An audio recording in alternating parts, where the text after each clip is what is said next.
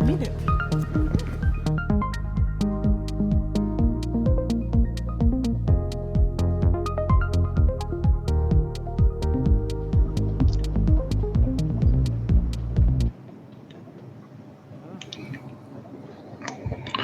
Very nice to be with you. Hello. Robert, when I was just introduced by Steffi, she said, whatever I say, I mean it.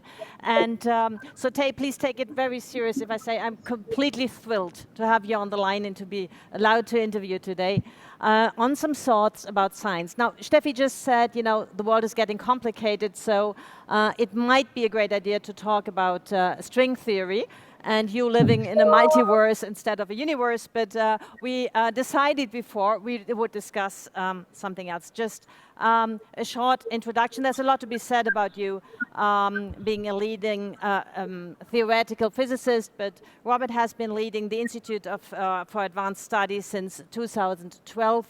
And I think I can rightly say, if there is any heaven for a basic researcher, if that exists on Earth, it's the IIS. And you heard Einstein was there, von Neumann was there, Gödel was there. You have 35 Nobel Prize winners there.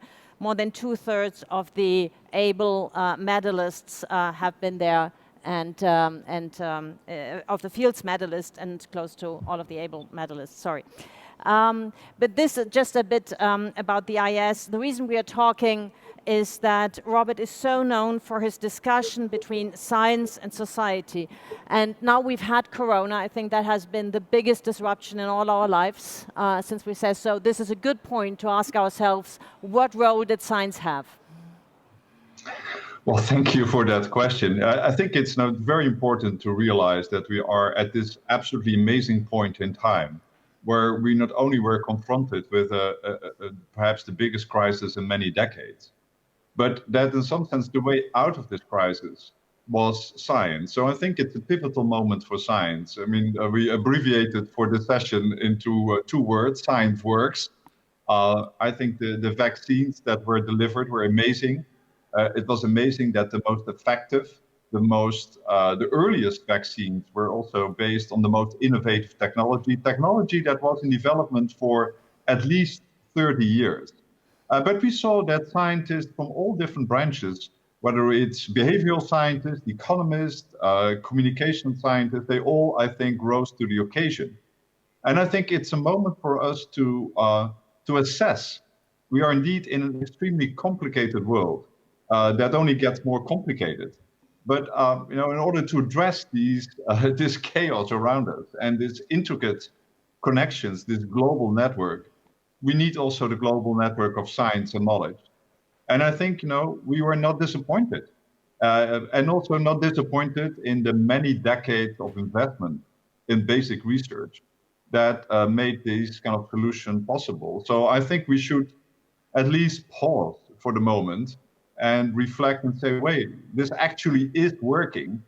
And that's, I think, an important lesson for the future. Mm-hmm. Yeah, I think, Robert, we really have to feel deep gratitude about how science helped us. Yes, it was important. We have the companies, you know, we Germans are very proud of BioNTech, Pfizer, but that would never have been possible without basic research. Now, you said we have to reflect, and what we see is that after at least how we have perceived it, that for at least a decade, basic research was not funded in the United States as it had been before. There was a kind of crisis. And I think right now there is this realization now, and with the new administration, we see a general shift now that basic research is going to be seen differently. It's true. It's something I see very clearly in the United States. And I'm actually also wondering whether we see something similar in Europe, where people feel that it's one of the few basic research funding is one of the few topics that actually is bipartisan, that's kind of politically neutral. Clearly, it's also partly motivated by the intense globalization and competition that comes with it. But I think actually more in the general public, the understanding that you know, we need science literally to save lives, but also to better our lives and our world.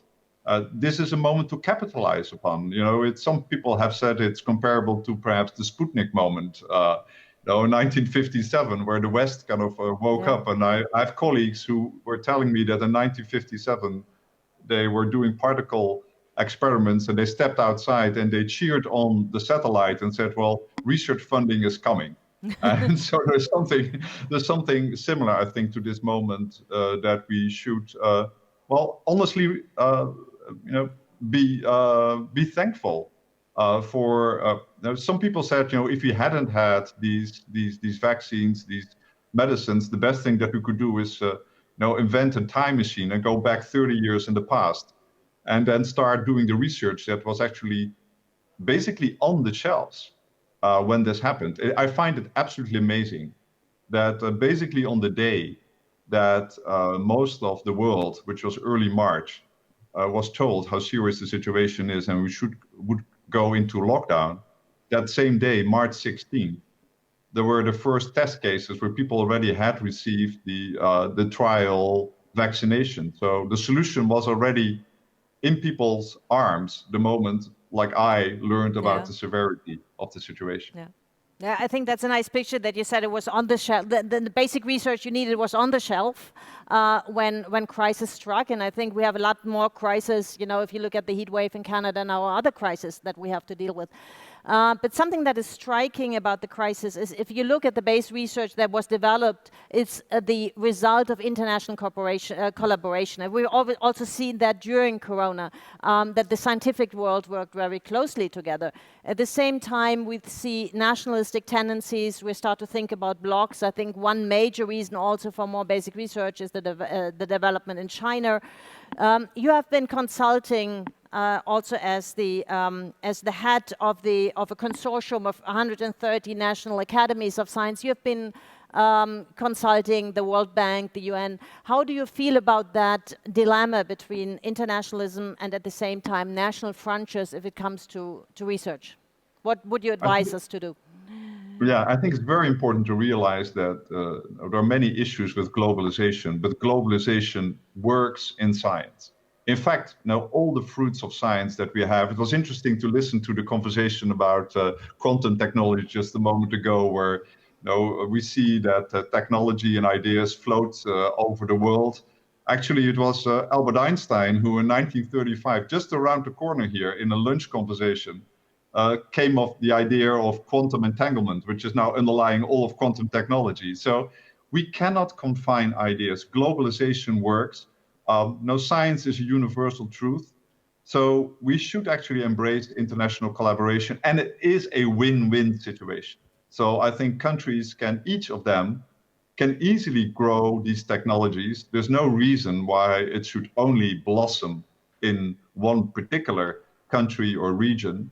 In fact, one of the good things about science is not only it's universal, but it's also colored by kind of local strengths and weaknesses. So there are certain things which, for instance, Europe is very good in collaborating because it's a very complicated, fragmented continent. And so one of the breakthrough technologies that we have seen also in fundamental science, like in particle research or astronomy, came because we had many countries that had to work together, which actually added a lot of extra value. So I think there is something that we should realize, that we are all in here together. Actually, all the challenges, the major challenges that we are confronted, and you mentioned the pandemic, but indeed climate change might be several orders of magnitude larger, both in the impact it will have on society and also the timescales that we're dealing with. We need this collaboration. So I would really recommend that leaders, if they worry about their own national or regional weaknesses in certain technology, embrace the collaboration, because in the end it will make us all stronger. And it's something that I think actually Europe, with its long tradition of overcoming national conflicts in terms of international collaboration, should lead the world. Yeah. And you being Dutch, or originally Dutch, you know Europe well. Now, even if there hadn't been the crisis, I've heard you talk about the very special moment we are in history if it comes to science, and we've heard this moment that most probably we're in a moment that you have once in a century of breakthroughs. Breakthroughs through sciences. You might comment on that. That also have implications about how we work together between different faculties. Totally, yes. I think it's hard to overestimate how important this transition moment is. So I would characterize it like in the past century, we discovered the building blocks of reality. So the atoms of matter, the bits of information, the genes of life sciences. And now we're starting to build with these building blocks. Whether you talk about genetic engineering, whether you talk about quantum technology or artificial intelligence, these are all the beginning of a tremendous adventure where we are basically exploring all possible structures of reality. And I think that it's just unimaginable what's out there, because nature itself, by cosmic evolution, by the evolution of life on our planet, is going extremely slow. And we are now exponentially accelerating all of these developments. So the question is, how as a society are we able to go forward? How are we preparing our minds? How are we preparing our children, our employees to venture forth and actually go into this vast ocean? I feel we have been traveling along a narrow river, and now we have this unlimited possibilities to explore, and it will all be interconnected. So people who are building quantum computers will, that technology, all of nature is a big quantum computer. We are actually at the moment right now where our technology is at the same level as the technology that nature uses. The way in which nature built engines, they're entirely different. They're very small. They're inside our bodies. The way we think is very different from our conventional computers. And all of this is happening right now.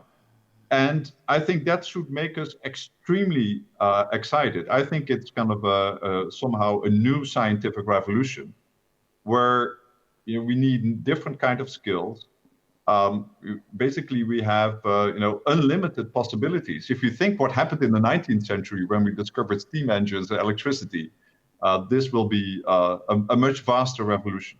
Yeah, but if we have this scientific revolution in front of us, if we are at the beginning, exactly as is the slogan of this conference, and if I take those two big concepts that the IES also and you stand for, which are imagination and curiosity. I got this very nice picture of yours in the book you wrote, where you said imagination is to have an idea about what is behind the hill, and curiosity is about this hunger to climb the hill and to try to get there and find out what's there.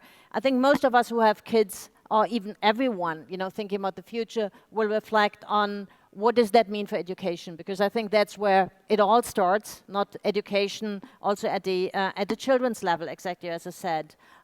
What would be your advice for the biggest questions of all, how to create exactly that burning curiosity that you have in children? Yeah, so I think you're quite right by saying that curiosity and imagination will even much more important in the future, because it's about, we'll be much more like artists. We'll be designing our world instead of just studying it.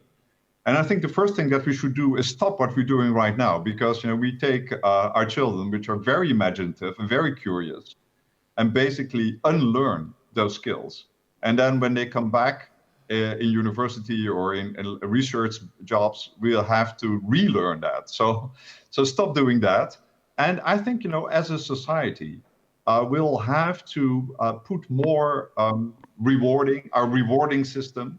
The way we stimulate, the role models we pick, should be much more about not kind of having perfect test scores, because in the future it will not be about taking a test on fixed knowledge. It's actually about developing new knowledge. It's about the unknown.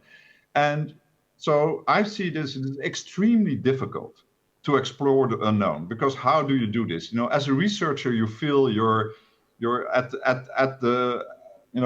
the side of this big pool, and now what do you do? And one thing you do is you basically jump in, and then you try to swim back to the shore, right? And you jump in together.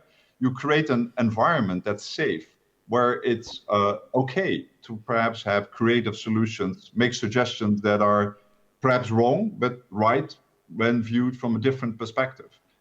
And I think these are lessons that people in the creative world, in the arts world, have understood.